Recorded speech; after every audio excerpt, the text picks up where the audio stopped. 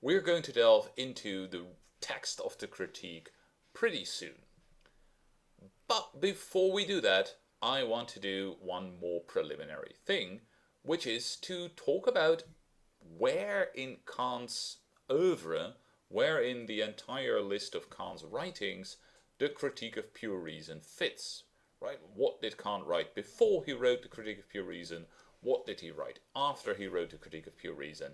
And what are the kind of sources that a Kant scholar, like somebody trying to understand Kant, trying to explain Kant to us, might be using? So let me say something about the latter thing first. What are the kinds of sources that Kant scholars might be using? Well, first of all, there are, of course, the published writings of Kant. And as we will see in a moment, Kant published a lot of writings. But there's more. There are Kant's letters, some of which play an important role in the secondary literature. For instance, the letter to Hertz, in which he sort of explains, years before he writes the Critique of Pure Reason, what he thinks the main problem with his previous philosophy was. And then I believe he sort of says that, oh, in a couple of months I'll have this new book ready called The Critique of Pure Reason, and it takes him about 10 years to actually get that book ready. There are copious notes by Kant.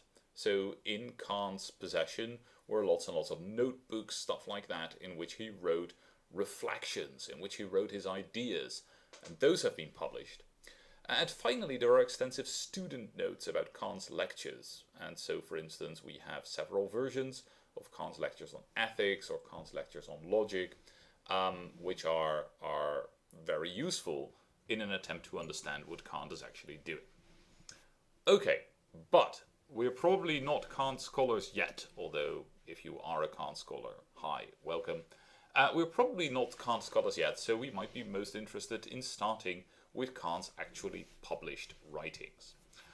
And so it is customary to divide the writings of Kant into two periods, the pre-critical period and the critical period. And the critical period is supposed to start in 1781 with the publication of the Critique of Pure Reason. Right? So we call the Critique of Pure Reason and everything that Kant publishes after this his critical writings, and everything published before the Critique of Pure Reason his pre-critical writings. Now, there are definitely interesting pre-critical writings, especially for those trying to understand the critique.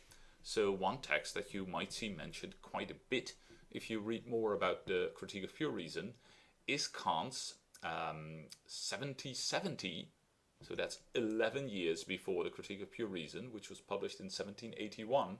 In 1770, Kant published his inaugural Dissertation, a work that he wrote because he became a full professor in Königsberg. And it has a Latin title, but the English translation is The Dissertation on the Form and Principles of the Sensible and the Intelligible World. And here Kant is going to make a distinction between the sensible and the intelligible world that in some ways prefigures what he is going to say in the Critique of Pure Reason, but doesn't have the critical component. And in this dissertation, Kant still believes that pure reason can have all kinds of knowledge about the world and God and so on, apart from any knowledge that comes through the senses. And of course that is something that the critical project is going to argue against.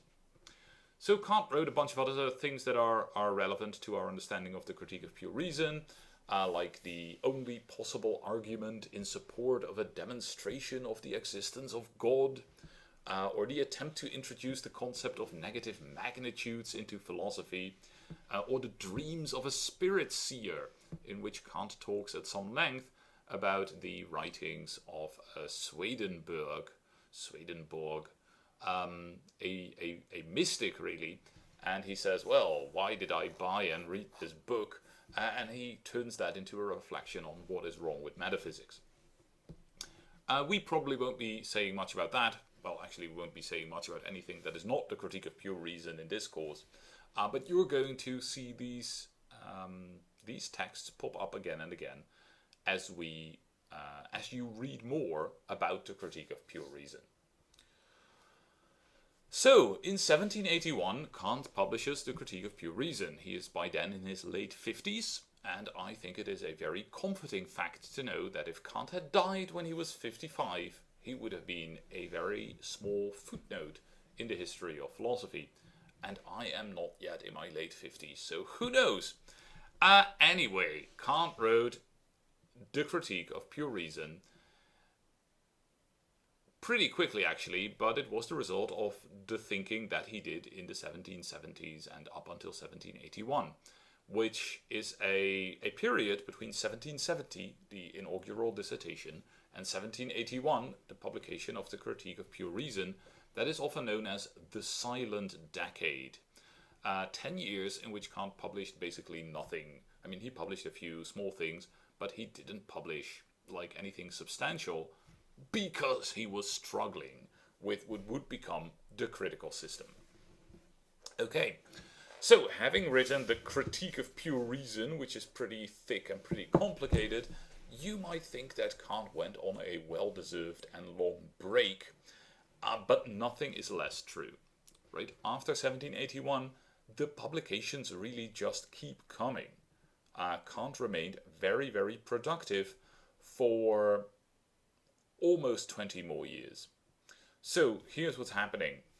When we think about theoretical philosophy, so the books that are most closely related to the Critique of Pure Reason, we get in 1783 the Prolegomena to any future metaphysics, which is basically Kant's attempt to popularize the Critique of Pure Reason, right? Write it up in a shorter and more digestible form. And so it's actually a pretty nice introduction to Kant's theoretical philosophy and can help us understand the first critique better. Then in 1786, he published the Metaphysical Foundations of Natural Science, which takes some of the ideas of the critique and applies them to physics, basically. So Kant tries to say more about what the metaphysician can know a priori about physical science, the science of matter. And then in 1787, very important, the publication of the second edition of the critique, which has some major changes compared to the first edition, published 6 years before that. Meanwhile, Kant is also embarking or re-embarking on writing about practical philosophy, right? Writing about ethics. And so we have in 1785 the groundwork of the Metaphysics of Morals. 1785, so 4 years after the first critique, the groundwork of the Metaphysics of Morals, which is followed in 1788 by the Critique of Practical Reason, generally known as the second critique. It is, by the way, much, much shorter than the first critique. The Critique of Practical Reason. And then in 1797, so that is sort of at the end of his productive life, another very thick book about ethics known as the Metaphysics of Morals, in which Kant is going to talk about things like, he's going to talk a lot about law, like the point of law, the meaning of law, the nature of law, and you know, really all kinds of topics in morality are in there. So practical reason, thinking about ethics, becomes very important for Kant too. In 1790, Kant publishes the third critique, the Critique of Judgment, which again is a really thick and complicated book, which mostly talks about aesthetic judgment, and here aesthetic really in the sense of thinking about the beautiful and the sublime, as well as teleology, right? Why we think of the world as ordered, why we think of it as ordered towards a sort of goal. When is that kind of thinking, you know, justified? And so Kant claims of the Critique of Judgment that it sort of completes the critical system, and that without it, and without the Critique of Practical Reason, the Critique of Pure Reason is somehow incomplete. So that is something to keep in mind, that even if we read the Critique of Pure Reason, Kant himself would have said, well, that's really important, but you also need to go on, right? Read the other critiques, because it's only at the end that the full system will become clear to you. Kant starts writing on religion, well, starts writing or continues writing on religion, but writes an important book on religion in 1793, Religion Within the Bounds of Bare Reason, or religion within the bounds of pure reason alone. I think it's also sometimes called. He writes on political topics, for instance, in Perpetual Peace, and goes on writing and thinking, and maybe not publishing any super major books anymore.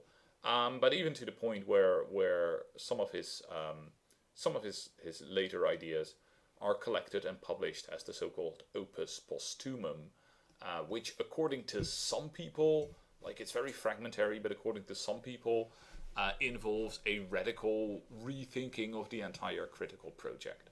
But then we are into really advanced Kant scholarship.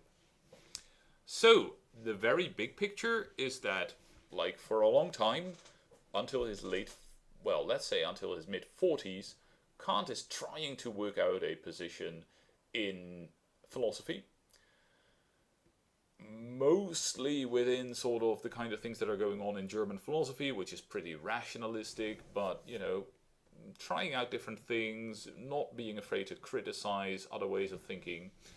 And then in the 70s, he embarks on this silent decade in which he sees that something is really wrong with his own thinking and with other people's thinking. And this leads up to this critical period of his thinking, which starts in 1781 with the Critique of Pure Reason. And then the floodgates open, right? And we get the second critique and the third critique.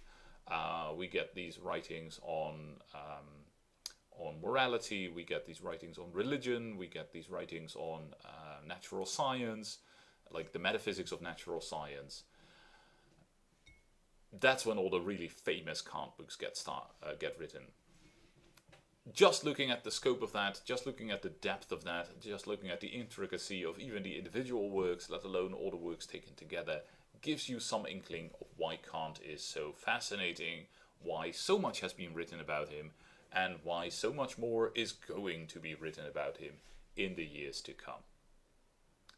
Alright, but in this course, we're going to stick to the Critique of Pure Reason, which is going to give us a lot to think about already.